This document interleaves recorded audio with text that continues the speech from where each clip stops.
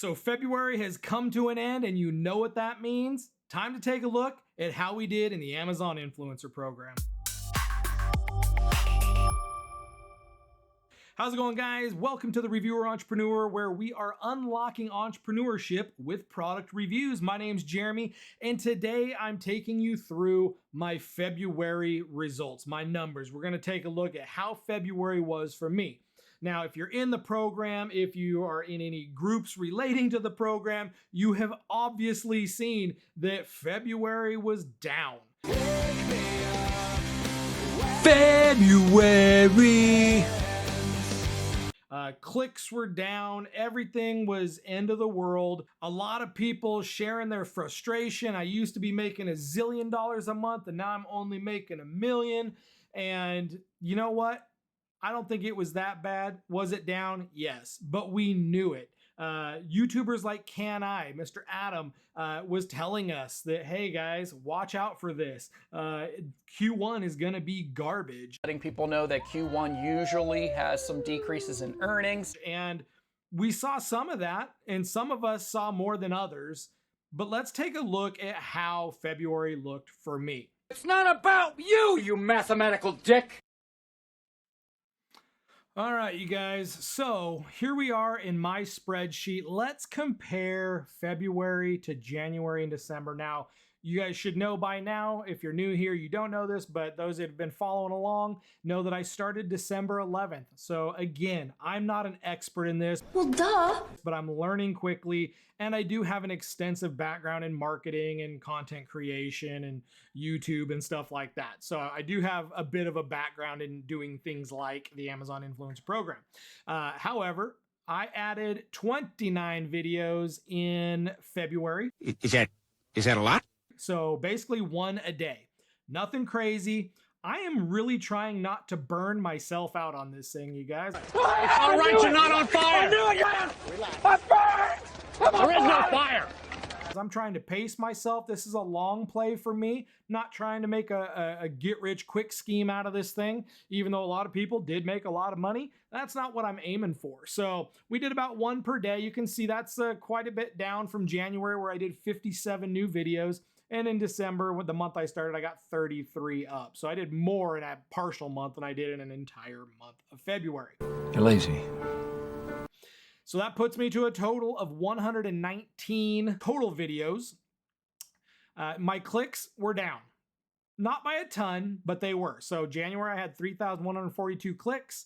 And in February, I was at 2,419. I shipped 402 items in January and 378. I had 10 items returned in January, 26 items returned in February. My conversion rate, though, this is what was exciting, is I figured a few things out, and I was able to get my conversion rate to go from 12.79% up to 16.35%. That's Jason Bourne. My shipped revenue is down from $18,006 to $16,300. I just shipped my bed! But my earnings, this is what was so exciting, my earnings are actually up by $12. So my February was not worse than my January. And then look at this, you guys, earnings per click. I did a video on the importance of these metrics. My earnings per click went up by 4 cents per click. Need more clicks.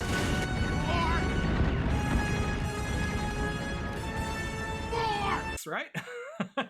So probably because there were less and my earnings were higher, obviously that's going to lead to a higher EPC. Now, earnings per video did drop by almost $1 per video, adding 29 videos, but then getting, quite a few less clicks. You can expect that kind of math to happen. So let's take a look at the daily through February and just see if there's anything we can extrapolate. We put 2 of those guys up there just for using a big word. From this. So you can see I didn't do a video per day. We did 1 on the 1st. I did 5. I was feeling froggy, so I did 5 on the 4th. Took a few days off, 5 on the 8th, 2 on the 9th. Took a few days off, 1 bunch, like a whole week off. What would you say you do here? Then 4 and 3. So you can see, I just want to try at least every couple of days, get a video up without going totally cold. I think in this gap right here, I feel like my clicks dropped to some of the lowest points, as you can see, like 48. I think that's the lowest day I've had since I started. What is that? And then, 79, 69, 72. So dropped below 100 clicks. And then as soon as I did this, is 4 on this day, and then 3 on this day, and then 2 here, all of a sudden, clicks kind of came up again and then ended the month with 106. So there might be something to clicks and being consistent. I know that I've heard that said by a lot of people who are already in the program. But that being said, we also were tracking total commission percentage. And so my total commission percentage across all the days was 2.51%. So that was the average I was getting by product. So I do have a pretty spread out selection of products I've done reviews on. And so some of it are at the 4%, some of it are at the 2%. Sometimes it may be good, sometimes it may be So I'm sitting kind of right there in the middle at 2.5%, maybe even on the lower end. And then I will tell you this, you guys, I woke up this morning, today being March 1st, and I looked at my results for yesterday. I only shipped 5 products. Okay. Now, if you look back here, I shipped 18 and my commission was $12.89. I shipped 5 yesterday and my commission was $62.61. Can I get an amen? Hallelujah! Why, you ask? Why, Jeremy, did you get such a big commission on only 5 shipped items? Storage shed. I have a lifetime storage shed that I found out goes on Amazon for $1,700. I did the review on it and we sold one yesterday. It shipped yesterday and we got commission. I think it was almost closer to $64, but because I had some snow chains, forced tires, got returned, so I lost a little bit of commission on the day. But guys, that's going to lead me into the last part of this. I don't want this video to go on too long, but I always try to jot down what I learned in any given month. So what did we learn in February? My biggest takeaway for February was we have to focus. For those of us who are buying products or sourcing products to do reviews on, focus on the season we're going into.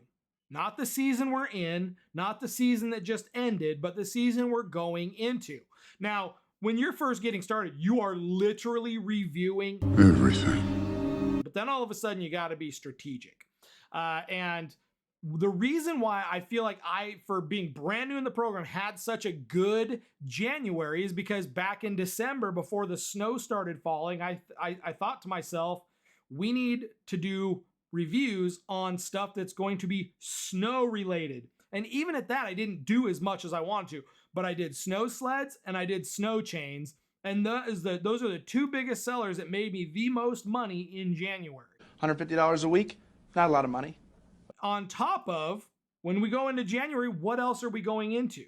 We're going into New Year's resolution season where people are wanting to do fitness. So I happen to have a Flybird adjustable weight bench, and I bought a $23 pack of resistance bands and did a review on that.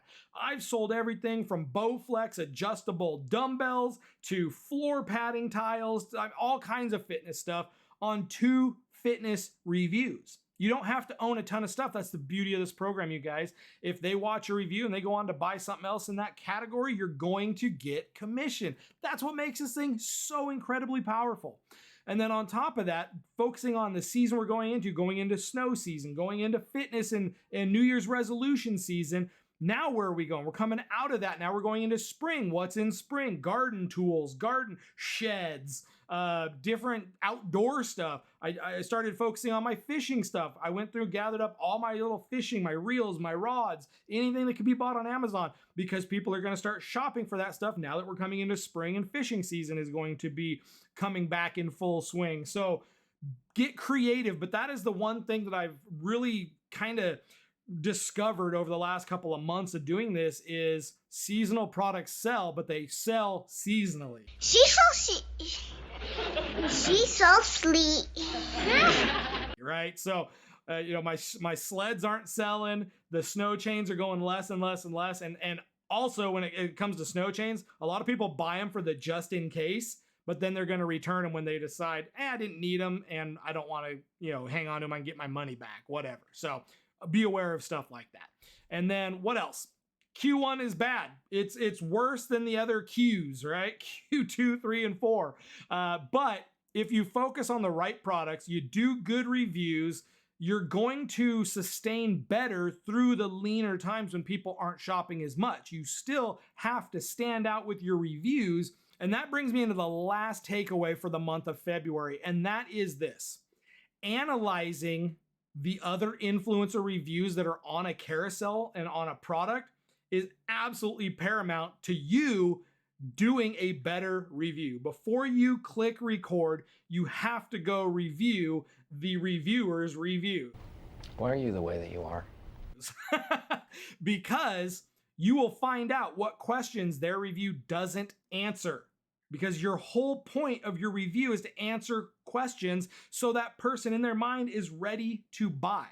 And a lot of influencers that are doing this program are not answering the questions. They're giving their thoughts and their feedback on a product, but they're not answering the deeper questions that people want to know about a lot of these products. And so if you can do a better job of doing that and baiting in the click with a good thumbnail and a good title, then that's how you're going to win in lean times. And if you need help with earning the click and earning the sale, check out this video that I did recently on my 2-step success program, and it will absolutely help you get more clicks and convert more products. Guys, if you got value today, make sure you like and subscribe, and we'll see you in the next video. Take care.